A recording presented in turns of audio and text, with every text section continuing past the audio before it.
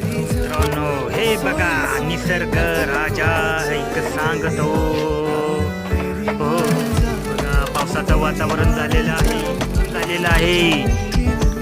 आज महाराष्ट्रात पाऊसच पाऊस आहे. ओ चाचा, क्या बोल रहे हो चाचा?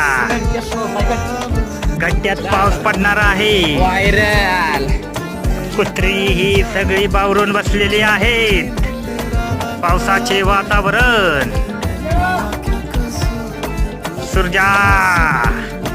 सूर्याला हाक मारायची चालली आहे.